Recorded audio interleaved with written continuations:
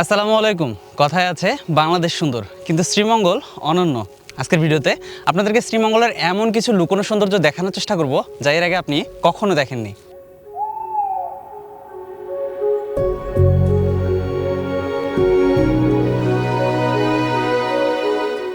শ্রীমঙ্গল চায়ের রাজধানী খ্যাত অপরূপ সৌন্দর্যে ঘেরা এই স্থানটি বাংলাদেশের উত্তর পূর্বে অবস্থিত সিলেট বিভাগের মৌলভীবাজার জেলায় অবস্থিত, যেখানে রয়েছে মাইলের পর মাইল সুবিস্তৃত চা বাগান, ছোট বড় টিলা আর প্রকৃতির সব লুকোনো সৌন্দর্যের আধার।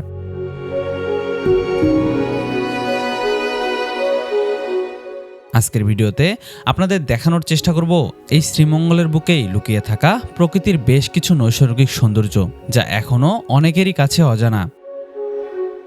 এছাড়াও দেখানোর চেষ্টা করব সবুজে ঘেরা এই সুন্দর চা বাগানের মাঝে ক্যাম্পিং করে থাকার এক অনন্য অভিজ্ঞতা, যেখানে প্রতিটা মুহূর্ত এক একটি গল্প হয়ে ধরা দেবে আপনার কাছে।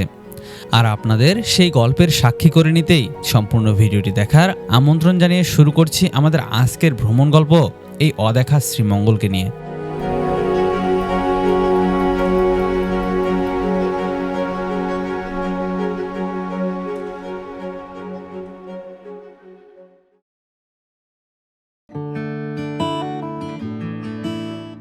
আমাদের এবারের শ্রীমঙ্গল যাত্রাটি শুরু হতে যাচ্ছে ঢাকার ফকিরাপুল বাস টার্মিনাল থেকে। এই যাত্রায় আমরা যাচ্ছি রাত 11:30 হানিফ পরিবহনের একটি নন এসি বাসে করে।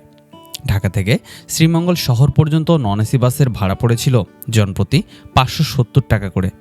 আপনারা চাইলে এসি বাসেও যেতে পারেন, সেক্ষেত্রে ভাড়া পড়বে জনপ্রতি 1000 টাকা করে। জেনে রাখা ভালো, ঢাকা থেকে শ্রীমঙ্গল শহরের দূরত্ব প্রায় 180 কিলোমিটার। বাস যোগে এই পথটুকু যেতে সময় লাগবে 6 ঘন্টার আশেপাশে। সবকিছু ঠিক থাকলে বাস আপনাকে সকাল 6টার আশেপাশে শ্রীমঙ্গল শহরে নামিয়ে দেবে।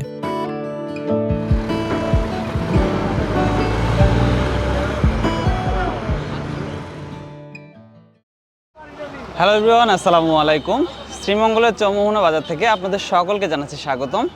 এই মুহূর্তে আমি আছি শ্রীমঙ্গলের চৌমোহনা বাজারে। এই যে আমার সামনে দেখতে পাচ্ছেন, এটা হচ্ছে শ্রীমঙ্গল চৌমোহনা বাজার। আপনারা সকলে জানেন গতকালকে রাত 10টার দিকে হানি পরিবহনের একটি বাসে করে আমরা রওনা হয়েছিলাম শ্রীমঙ্গলের উদ্দেশ্যে। আর বাসটি কিন্তু ঠিক আমাদের এখানে নামিয়ে দিয়েছে। সো আপনারা এখানে আসলেই কিন্তু শ্রীমঙ্গলের বিভিন্ন দর্শনীয় স্থান ঘুরে দেখার জন্য বিভিন্ন পরিবহন ব্যবস্থা পেয়ে যাবেন। যেমন এখানে সিএনজি রয়েছে, অটো রয়েছে, এছাড়াও কিন্তু জিপ রয়েছে। তো যাই হোক, এখন চলুন আমরা আমাদের সকালের নাস্তাটা করার জন্য চলে যাব শ্রীমঙ্গলের বিখ্যাত পানসি রেস্টুরেন্টে। সেখানে গিয়ে আমাদের সকালের নাস্তাটা সেরে তারপর আমরা রওনা করবো শ্রীমঙ্গলের বিভিন্ন দর্শনীয় স্থান ঘুরে দেখার উদ্দেশ্যে।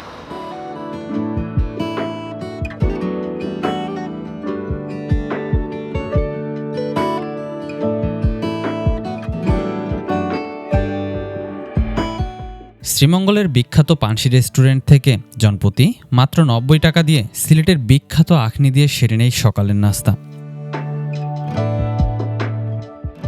সকালের নাস্তার পর্ব সেরে আমাদের আজকের দিনের প্রথম কাজ হলো সারাদিনের জন্য একটা জিপ, সিএনজি কিংবা অটো ভাড়া করে নেওয়া। রেস্টুরেন্টের সামনে অথবা রাস্তার বিপরীতেই পেয়ে যাবেন ভাড়ায় চালিত এসব পরিবহন ব্যবস্থা। তো আমরা আসলে একটা সিএনজি রিজার্ভ করে নিয়েছি সারাদিনে বিভিন্ন দর্শনীয় স্থান ঘুরে দেখার জন্য। 1800 টাকা পড়েছে। আর আমাকে আজকে সিএনজিতে নিয়ে ঘুরে বেড়াবে সে হচ্ছে সাগর ভাই। সাগর ভাইকে আপনারা অনেকে চিনে থাকবেন, গতবার আমি সাগর ভাইয়ের সাথে আসলে ঘুরেছি। সাগর ভাইয়ের নাম্বারটা আমি ভিডিও ডিসক্রিপশনের নিচে দিয়ে রাখবো। আপনারা কিন্তু চাইলে সাগর ভাইয়ের সাথে যোগাযোগ করে আসলে শ্রীমঙ্গলের বিভিন্ন দর্শনীয় স্থান ঘুরে দেখতে পারেন।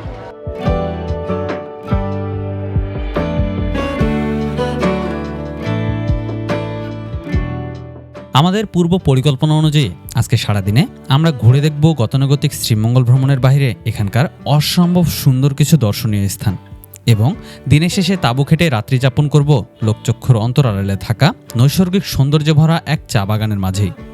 তবে দিনের শুরুতেই আমরা যাচ্ছি শ্রীমঙ্গলের হরিণছড়ায় অবস্থিত এখানকার একমাত্র পাইন বনের উদ্দেশ্যে, যা শ্রীমঙ্গল শহর থেকে প্রায় 16 কিলোমিটার দূরে অবস্থিত।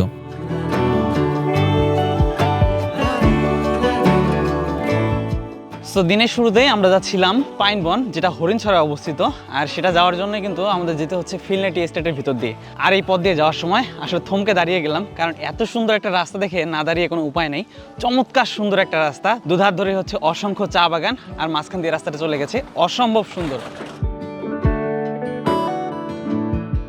আর আমার চারপাশে দেখতে পাচ্ছেন যে চা বাগানগুলো রয়েছে, এখন যেহেতু শীতকাল তাই এগুলোতে এখন পানি দেওয়া হচ্ছে, সেচের ব্যবস্থা রয়েছে। অসম্ভব সুন্দর লাগে জিনিসটা দেখতেও, চমৎকার কিন্তু।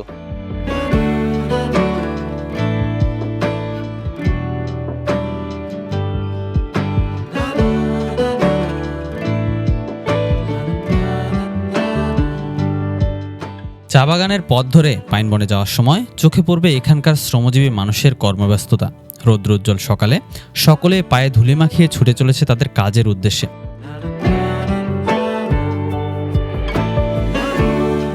চারদিকের এই সোনালী সকাল দেখতে দেখতে এরই মধ্যে আমরাও এসে পৌঁছে যাই পাইন বনের খুবই কাছাকাছি।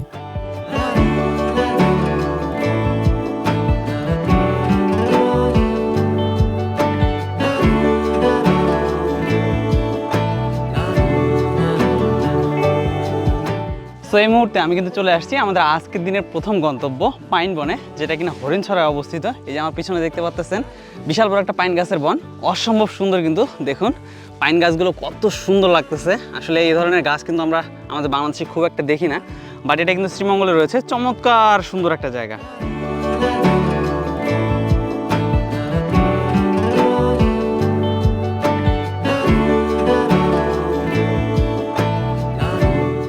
তো এই মুহূর্তে আমার হাতে যে ফলটা দেখতে পাচ্ছেন এটা হচ্ছে এই পাইন গাছেরই ফল। আমার পিছনে যে পাইন গাছগুলো দেখতে পাচ্ছেন এই পাইন গাছগুলোর এটা হচ্ছে একটা ফল।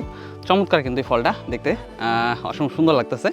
যদিও সম্ভবত শুকিয়ে গেছে, এটা শুকিয়ে পড়ে গেছে আসলে গাছ থেকে। চমৎকার কিন্তু জিনিসটা, আসলে এরকম ফল আমরা দেখি না সচরাচর। আসলে এই গাছই আমাদের বাংলাদেশে নেই, দ্যাটস আসলে এই ধরনের ফল কিন্তু আমরা দেখতে পাই না। চমৎকার কিন্তু জিনিসটা দেখতে অসম্ভব সুন্দর লাগতেছে। এই বাগানটার বয়স কিন্তু অনেক বেশি, আসলে নির্দিষ্ট করে বলা যাচ্ছে না। স্থানীয় যারা আছে তারাও বলতে পারছে না। একজনকে জিজ্ঞেস করলাম, উনি বললো যে উনি যখন ছোটো ছিল তখন থেকে আসলে বাগানটা দেখতেছে।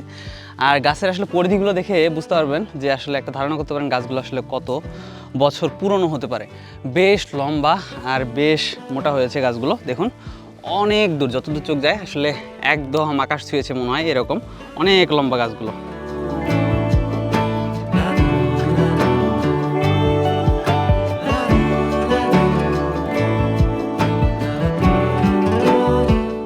সো বেশ কিছু সময় আসলে এই পাইন বনে কাটালাম, আর এখন আমরা এখান থেকে আসলে বেরিয়ে যাব। চমৎকার সুন্দর একটা জায়গা, বিশাল বড় বড় পাইন গাছ, চারদিক দিয়ে ট্রেল, অসম্ভব সুন্দর। আপনাদের ভালো লাগবে আসলে এই জায়গাটা। তবে জায়গাটা বর্তমানে কিন্তু কিছুটা রেস্ট্রিক্টেড করে দেওয়া হয়েছে। তো যাই হোক, এখন আমরা এখান থেকে বেরিয়ে যাব। এখান থেকে বেরিয়ে চলে যাবো আমাদের আজকের দিনে পরবর্তী গন্তব্য হরিণছড়া গল্ফ মাঠে।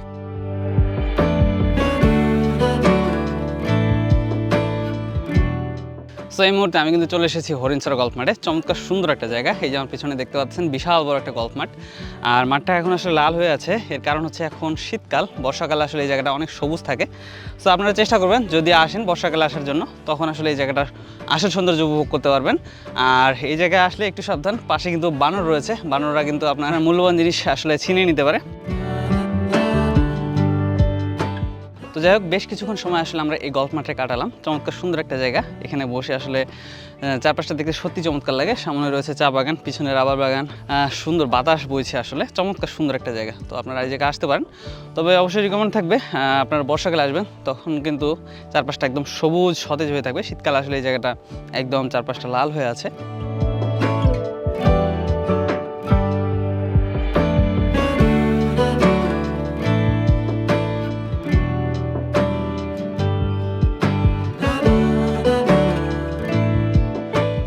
গল্ফ মাঠে ঘোরাঘুরি শেষ করে এবারে আমাদের গন্তব্য শ্রীমঙ্গলের কালীঘাট ইউনিয়নে অবস্থিত নৈসর্গিক সৌন্দর্যে ভরা লাল টিলা বা লাল পাহাড়ের উদ্দেশ্যে।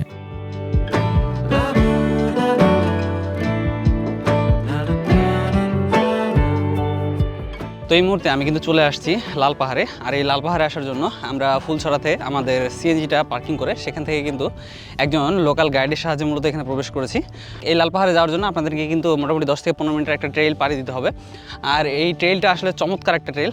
কথায় আছে না যে গন্তব্যের চেয়ে পথের সৌন্দর্যটাই বেশি, আসলে ঠিক তাই। এই লাল পাহাড়ে আসার জন্য যে পথটা পাড়ি দিয়ে আসবেন আপনি, সেই পথটা আসলে সত্যিই চমৎকার, অসম্ভব সুন্দর একটা পথ। আসলে দুধার ধরে আছে অসংখ্য চা বাগানে, সেই চা বাগানের মাঝ দিয়ে আপনাকে আসতে হবে।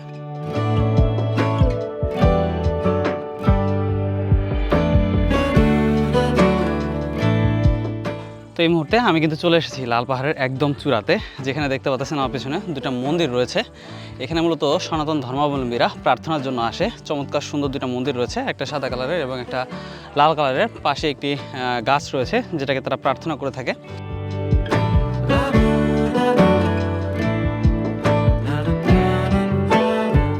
তো এই মন্দিরটার পাশ দিয়ে একটা রাস্তা চলে গেছে। মূলত এই রাস্তা দিয়ে চলে গেলেই আপনারা কিন্তু সামনে যে পাহাড়গুলো রয়েছে সেই পাহাড়ের চূড়ায় যেতে পারবেন। তো সেখানে আসলে বিশাল বড় বড় চা বাগানগুলো রয়েছে, সেগুলো আসলে ঘুরে দেখতে পারেন। তো যাই হোক, এই পথটা ধরে এখন আমরা যাব সামনে যে চা বাগান রয়েছে সেই চা বাগান পর্যন্ত।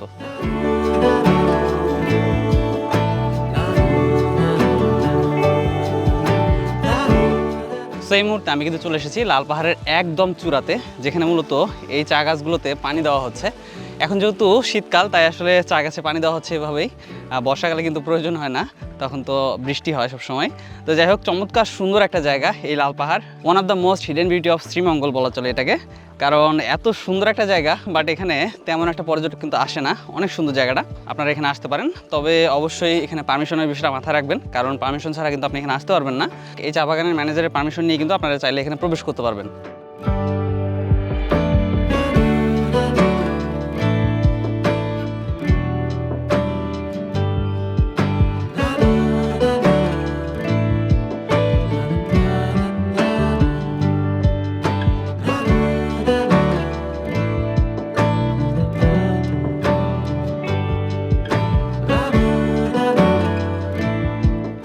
লাল পাহাড়ে বেশ কিছু সময় অতিবাহিত করে এবারে আমাদের গন্তব্য চা বাগানের মাঝে গড়ে ওঠা চমৎকার একটি ক্যাম্প সাইটের উদ্দেশ্যে।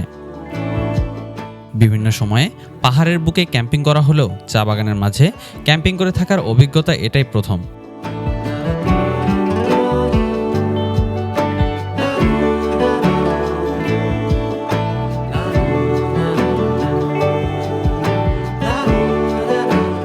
সো এই মুহূর্তে আমি কিন্তু চলে আসছি আমাদের আজকের দিনের সর্বশেষ গন্তব্য, আমাদের ক্যাম্প সাইটে, যেটার নাম হচ্ছে জুলিয়ানা ক্যাম্প সাইট। এই যে আমার পিছনে দেখতে পাচ্ছেন চা বাগানের মাঝে একটা ক্যাম্প সাইট, কত সুন্দর। তো আজকে মূলত আমরা এখানে নাইট স্টে করবো, একটা চমৎকার রাত কাটবে হয়তো ইনশাল্লাহ।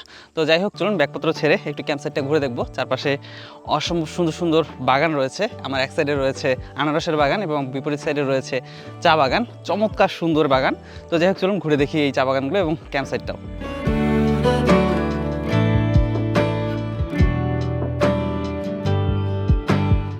সো আজকে সারাদিন যেহেতু আমরা বিভিন্ন চা বাগান ঘুরে দেখেছি, চা বাগানের সৌন্দর্য উপভোগ করেছি, তাই চা বাগানে একটু পরে যাবো। এই যে আমার পিছনে দেখতে পাচ্ছেন আমরা উঠে গেছি আনারস বাগানে। দেখুন আমার সামনে কত সুন্দর একটা আনারস বাগান, আর আনারসের গন্ধে চারপাশটা ভো ভো করতেছে।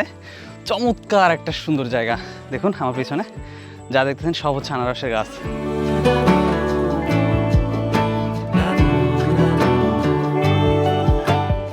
যদিও বা এই আনারস বাগানটা যে ক্যাম্প সাইটের ওনার রয়েছে তার নয়, এটা অন্য একটা প্রপার্টি, তবুও এখানে ঢোকার অ্যাক্সেস রয়েছে। যারা এখানে ক্যাম্প করবে তাদের আসলে এখানে ঢোকার অ্যাক্সেস থাকবে। চমৎকার সুন্দর। যারা আনারসের বাগান খুব কাছ থেকে দেখতে চান তারা কিন্তু এখানে আসলে এই জিনিসটা দেখতে পারবেন। অসম্ভব সুন্দর, এক একটা আনারস যেন ফুলের মতো ফুটে রয়েছে। দেখুন একদম কত সুন্দর লাগছে, কাঁটাযুক্ত ফুল। চমৎকার কিন্তু, হ্যাঁ মাশাআল্লাহ, অনেক সুন্দর।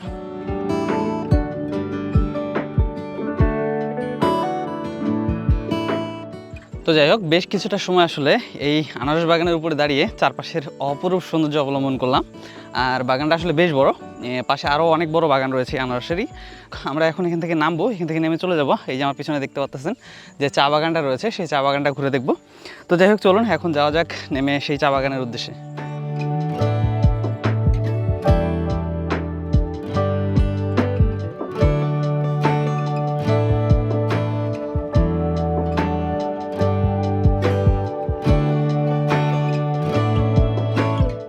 সো এই মুহূর্তে আমি আছি জেরিন টি গার্ডেনের একদম চূড়াতে, অর্থাৎ ইস্পাহানি টি গার্ডেন যেটা রয়েছে সেটারই একদম চূড়াতে। আর এখান থেকে জেরিন টি গার্ডেনের যে চমৎকার সুন্দর একটা ভিউ উপভোগ করা যায়, সত্যি আনবিটেবল। আমার মনে হয় যে শ্রীমঙ্গলের যতগুলো সুন্দর সুন্দর চা বাগান রয়েছে তার মধ্যে এই জেরিন টি গার্ডেনকে টপে রাখা যাবে। এটা যদিও বা একটু ভিতরে, তাই এখানে খুব একটা পর্যটক আসে না, খুব আন্ডাররেটেড, বাট চমৎকার সুন্দর একটা ভিউ কিন্তু এখান থেকে উপভোগ করা যায়। তো যাই হোক, চলুন আপনাদেরকে এই জেরিন টি গার্ডেনের অসম্ভব সুন্দর কিছু দৃশ্য উপভোগ করাই।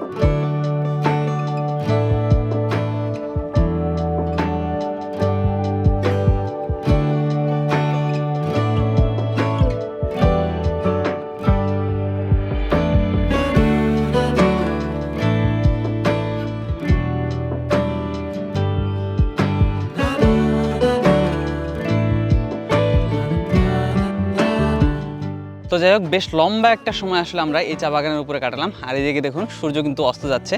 তো যাই হোক, আমরা এখন এখান থেকে নেমে যাব। তবে নেমে যাওয়ার আগে একটা গুড নিউজ দিয়ে নেই। দেখুন আমার পিছনে এখানে কিন্তু আজকে ভরা পূর্ণিমা দেখা যাচ্ছে, অর্থাৎ চাঁদ কিন্তু উঠে গেছে।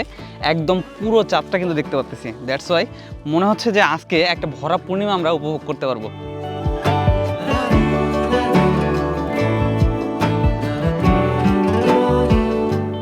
বিকেল গড়িয়ে সন্ধ্যা নামতেই ক্যাম্পফায়ারের আলোয় আলোকিত হয়ে উঠেছে পুরো ক্যাম্প সাইট। সেই আলোকে ঘিরে কেউ বা মেতে উঠেছে আড্ডায়, আর কেউ বা মেতেছে গানের সুরে।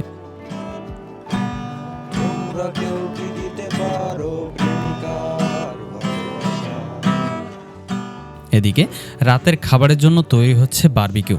রাতের খাওয়া দাওয়া আর জম্পেশ আড্ডা শেষে আগামীকাল সকাল সকাল ঘুম থেকে ওঠার বিষয়টি মাথায় রেখে খুব একটা দেরি না করে আমরা সকলেই দ্রুতই ঘুমিয়ে পড়ি।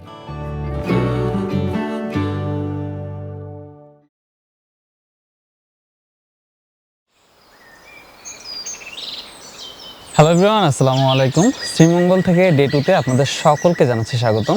গতকালকে আমরা মূলত এই ক্যাম্প সাইটে ছিলাম, আর আমাদের রাতে বেশ ভালো একটা সময় কেটেছে। তো যাই হোক, এখন সকাল হয়ে গিয়েছে, তো আমরা উঠে পড়েছি। সূর্যোদয় হচ্ছে, তো সূর্যোদয়টা উপভোগ করবো আমাদের ক্যাম্প সাইটের সামনে যে চা বাগানটা রয়েছে এদিকে, সেই চা বাগানটা থেকে এখন আমরা যাব ওই চা বাগানের চূড়াতে এবং সকালের মিষ্টি সূর্যোদয়টা উপভোগ করবো।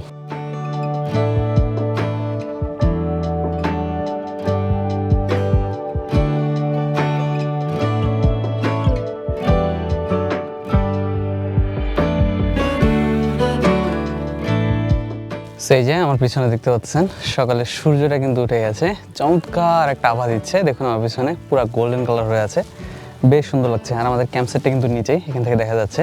এই যে আমি যদি একটু দেখাই, আমাদের ক্যাম্প সাইটটা ঠিক এই জায়গাটায়।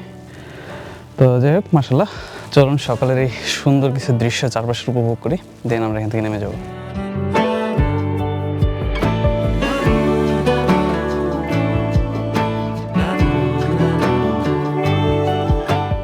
1547 একর আয়তনের এই চা বাগানটি তার সুশৃঙ্খল চা গাছ, প্রাকৃতিক সৌন্দর্য ও চমৎকার ব্যবস্থাপনার জন্য পর্যটকদের কাছে বেশ জনপ্রিয়। এটি শুধু একটি চা বাগান নয়, এ এক অনুভব, এক টুকরো শান্তির আশ্রয়। পাখির ডাক আর বাতাসের ছোঁয়া মিলেমিশে তৈরি করে এক অদৃশ্য সুরের জাদু, যেখানে শহরের সব কোলাহল ভুলে আপনি হারিয়ে যাবেন প্রকৃতির এক নিস্তব্ধতার মায়ায়।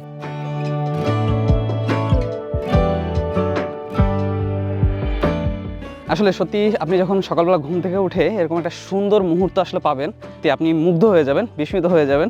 সত্যি কথা বলতে এরকম শুনশান এবং নীরব একটা চা বাগান আমি এর আগে কখনোই শ্রীমঙ্গলে পাইনি।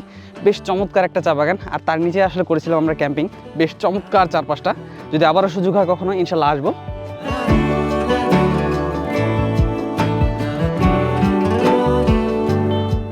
চা বাগানে ঘোরাঘুরি শেষ করে আমরা আবারও ফিরে আসি আমাদের ক্যাম্প সাইটে। সকালে নাস্তার পর্ব সেরে ব্যাগপত্র গুছিয়ে রওনা হয়ে যায় ঢাকার উদ্দেশ্যে। আজকের মতো ভিডিওটি এখানেই শেষ করছি। শ্রীমঙ্গল ভ্রমণ সংক্রান্ত আপনার যে কোনো মতামত জানাতে পারেন এই ভিডিওর কমেন্ট বক্সে। দেখা হচ্ছে নতুন কোনো ভিডিওতে। ততক্ষণ পর্যন্ত সবাই ভালো থাকবেন, সুস্থ থাকবেন। আর ভিডিওটি ভালো লেগে থাকলে সাবস্ক্রাইব মাস্ট।